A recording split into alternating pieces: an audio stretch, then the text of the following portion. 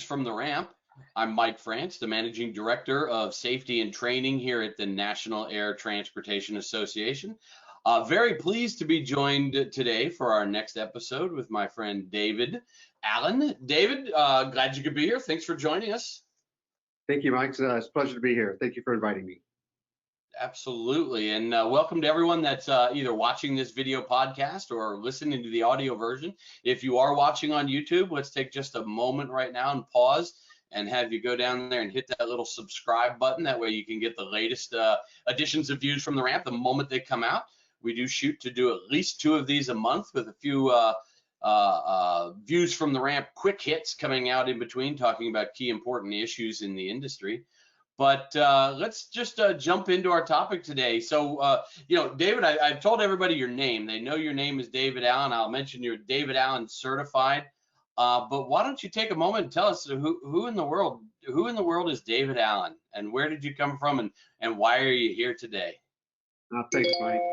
So, yeah, my name is David Allen, founder of the Allen Group. At one point, I had a pretty substantial business here in the United States. I still operate three countries over in Europe, doing a private aircraft detailing. We did it all here in the United States, commercial and private. Now I have a company in the United States called David Allen Certified, and I'm helping operators and FBOs, commercial airlines, private operators better understand how to clean their airplanes, clean and disinfect, and now protect their airplanes. And so now my business transitioned as I've gotten older. It's more of a consulting company. To the best of us, David. Yeah, it does. Well, it is interesting here. Views from the Ramp. We tend to focus on ground handling, of aircraft and operational and safety issues. And boy, I tell you, the last 3 months have totally turned on our heads what we consider to be safety related. You talk about aircraft detailing and cleaning. And I don't know, prior to COVID-19 and everything we've been through, that people would think of aircraft detailing as having anything to do with safety, but it really does now, doesn't it? It sure does. And I think what you've seen in the industry is that if they weren't already disinfecting, they had to take a crash course on disinfecting and no pun intended. Right. Sorry about that. I didn't think about that metaphor.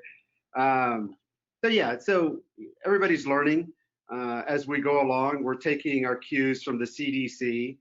For me, back in 2009, I helped NetJets articulate their SARS strategy.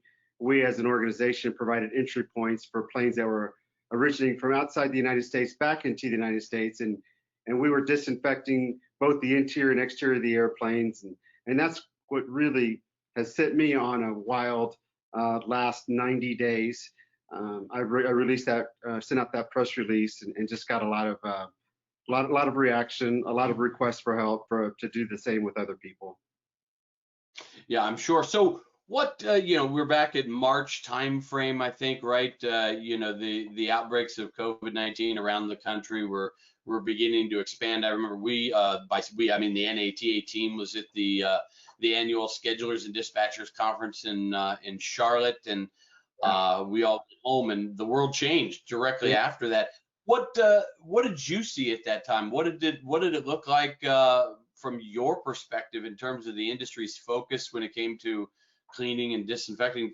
You tell us a little bit about that experience. What did you go through? What were people looking for? What did they know or not know?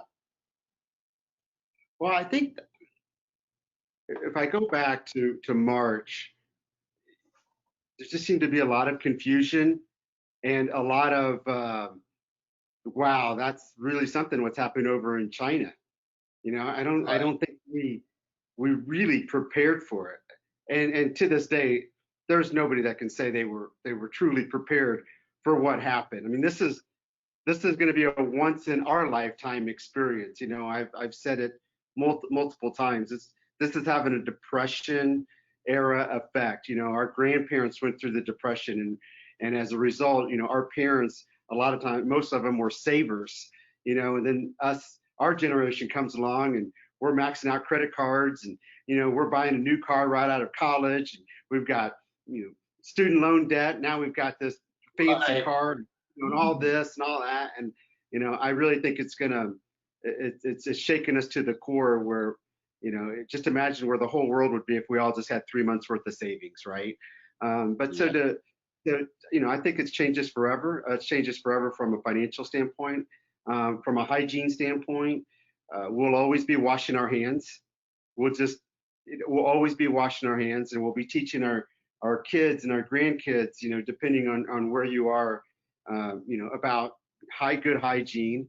And so, when this first came out, it was like, wow, this is, we ought to think about, getting, prepared in case, something like this happens over here to, within a week, the lights, it was binary. Like, one minute we were here and the next minute we were there, right? And I just happened to be in Las Vegas, visiting one of my commercial operators, and they got a letter from one of the state senators, the two state senators, saying, "Hey, what are you planning on doing? You're one of our big companies in the Nevada, in the state of Nevada." And I just had said, "Well, I'm working on this press release that I'm getting ready to put out." And they're like, "Well, let us take a look at it." And the next morning I was sitting in their office, helping them write their whole disinfection and disinfection and Right. protection protocol. So it just hasn't stopped since then. So it was kind of an overnight, the light bulb coming on, folks saying, aircraft cleaning and detailing, and I imagine eventually transitioned to facility detailing cleaning, Yeah. went from being a service related or a customer service related function to truly a foundational safety aspect of day in and day operation. Is that fair to say? Very fair to say. And then, when we had our first reported cases of COVID, what do you do, right? And Right. so you go to the extreme, and the extreme is somebody came in and they were sick. Well, passengers get sick on airplanes. That's why we have sick sex, right?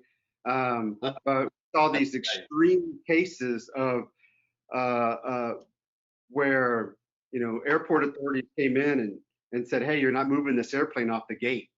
And even though the passenger got sick inside the airplane 100 feet back, they wouldn't even let somebody on a tug, push it away to the remote ramp and quarantine the airplane. And then, somebody gets sick at an FBO, and the next thing you know, they're spending $15,000, to shut down the facility, bring somebody in and clean it, from head to toe. So yeah, it was quite dramatic, and it really caught everybody's attention.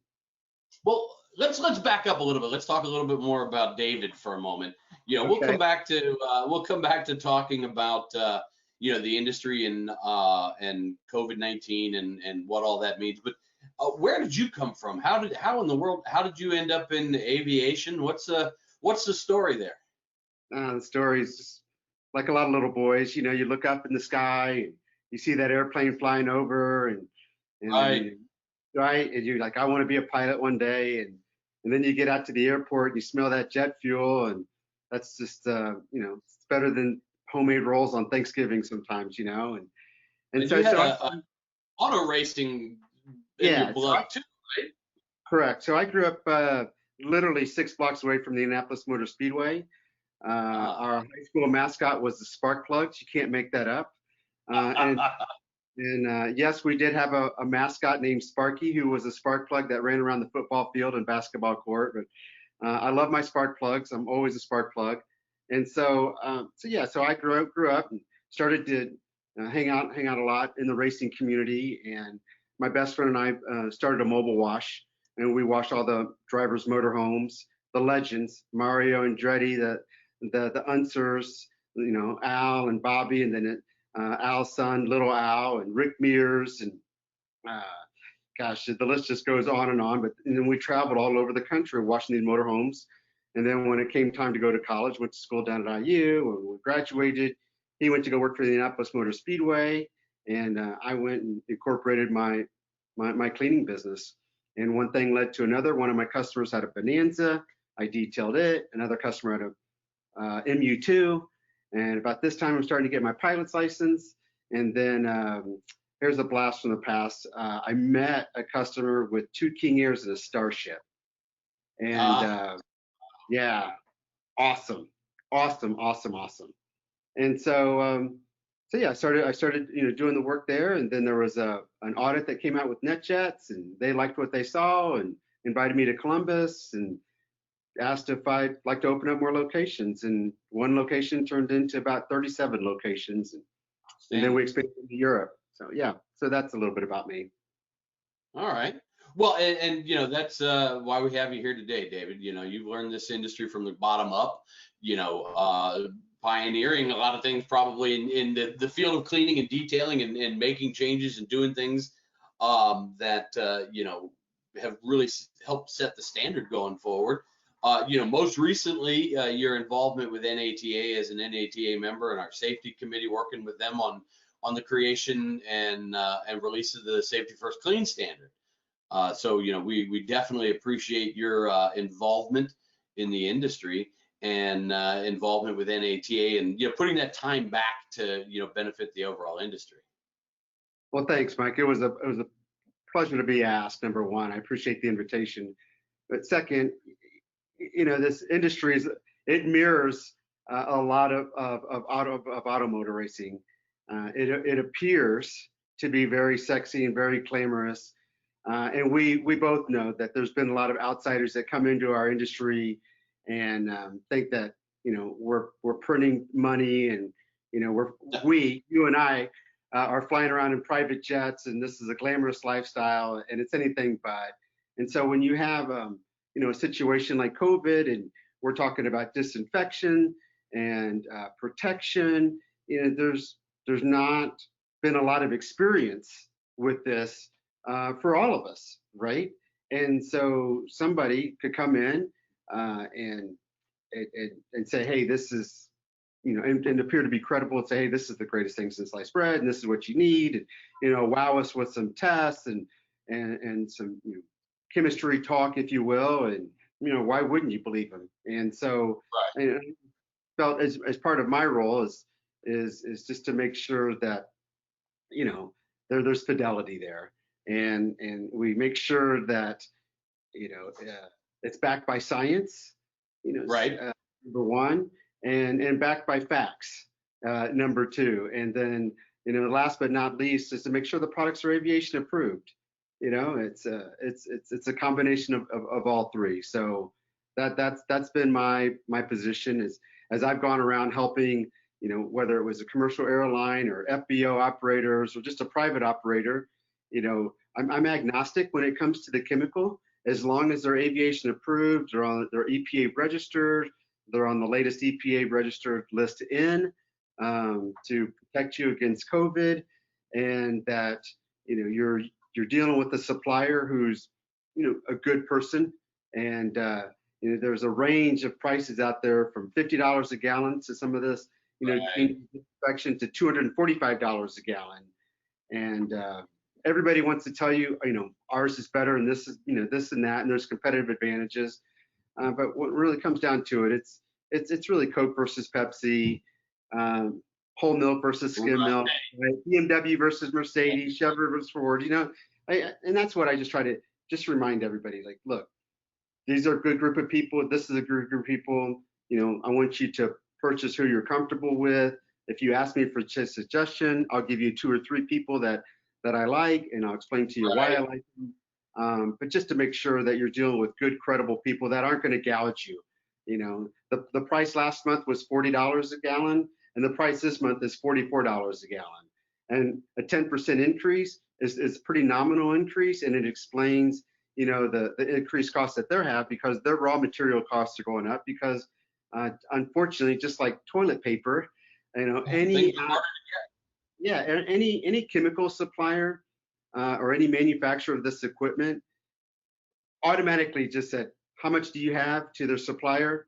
I'll take it all, right? Yeah. And just scooped everything up. And so now, trying to get the raw materials to make plastic, to make, your spraying equipment, or even 32-ounce sprayers or 5-gallon buckets have gone up tremendously. And so that's what I'm looking for, is just somebody who's responsible and not going to gouge the industry. Right.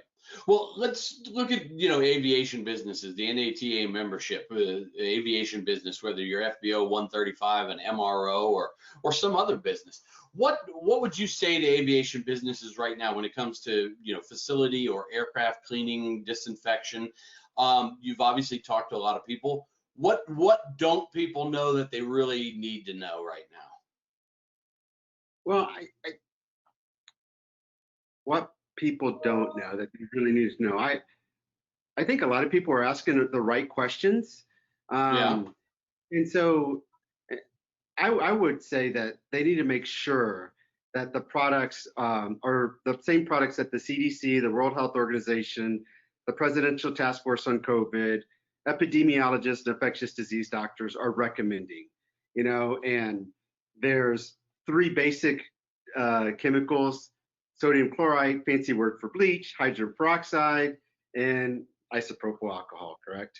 And used in the correct concentration will kill infectious diseases.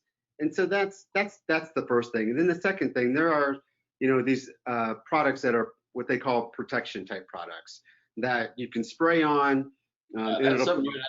be for 30 days, maybe a little bit longer, and to educate themselves about that. And so I think that the things that people don't know is they know about the isopropyl, right? If you use a hand sanitizer, make sure it's got a 70% concentration. But what people really don't know is about the secondary products with benzoammonium chloride. I know it's a fancy word, but these types of products provide a barrier protection, and so you kind of have a 1-2 punch, right? The punch number one is to disinfect the surfaces, and that's going to kill the infectious diseases, which are either bacteria based or viral based pathogens. And then the second one is just to have some type of long lasting protection. And you see airlines like Allegiant, subscribing to this, Delta, Southwest. You can go to all their websites and they're talking about this type of protection type product. And so the bad thing about the protection type product, and the part that really kind of gets my goat is the price is all over the place and the claims are all over the place. It almost Right. sounds like a snake oil product, but there is some real credibility to the product. It was developed by Dow Chemical in the 60s. It's been around. There's test after test proving the efficacy. And so I just wouldn't shy away from it just because it might sound too good to be true. And what's Right. the harm of having something there that could provide some protection? Because if I protect your desk where you're sitting at, and let's not be dramatic, let's just say you've got a common cold, or maybe you just got bronchitis, and you cough on your desk. Well, now that desk is now infected, and you're going to have to re-disinfect that. And with the protection product, at least you have a little bit of a protective barrier that can provide some Right. efficacy for up to about 30 days. And you're not talking about a brand name here or a specific product. You're talking about a kind of like a spectrum of products that are produced by lots of different manufacturers. So that's what I thought is really interesting about what you talk about, the difference between disinfecting and protecting. Let's talk about your company for just a minute. What do you guys do? I mean, you've kind of talked a little bit about us, but tell us about David Allen Certified and the various things that you guys do.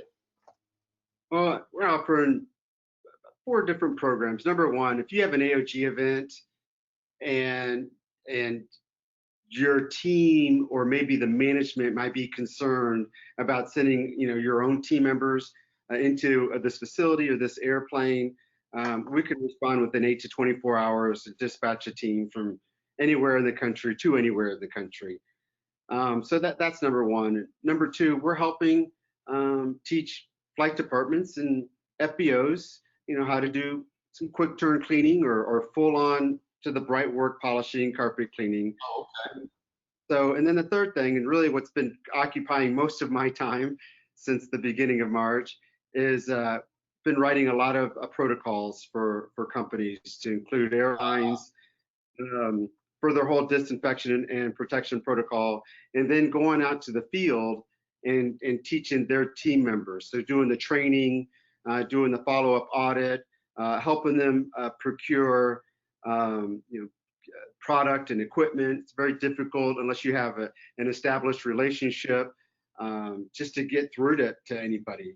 Almost Right. every website you go to, it's like, hey, we're sold out till September, August. The page is there, and it's just a blank, not a blank web page, but they're not taking any phone calls, they're not taking any orders. So to help them Right. kind of get through those hurdles. And then the last thing is we have a licensed vendor program, so we can help the FBOs primarily find another non-fuel profit center to offer, disinfection and protection to the transient customers, the base customers, to include, corporate assets. So that could be Right. cars, it could be crew cars, it could be office space that their tenants are renting from them, and somebody's going to be doing the service, and so why not you? You spend all that infrastructure and the real estate, and you have third-party vendors come in, and yeah, I understand a lot of times they give you a 10% or a fee or an access to be there, but why not save a job or two at the FBO and provide the service yourself, and so that those are really the 4 things that we're doing. Well, again, we really appreciate your expertise in helping build the Safety First Clean standard. It's really taken off. I think as of yesterday, we were at something like 25 or 30 FBOs that have already completed the self-certification audit and are able to get out there and display that Safety First Clean logo. And, we've got more and more every day, so we're going to continue to work to do that. But David, thanks for giving up a little bit of your afternoon. I know you're busy. I know you're bouncing between jobs. So we really thank you for giving up some time to come in and talk with us today, and hope that you can join us again in the future. Maybe hopefully not because of another outbreak or anything, though.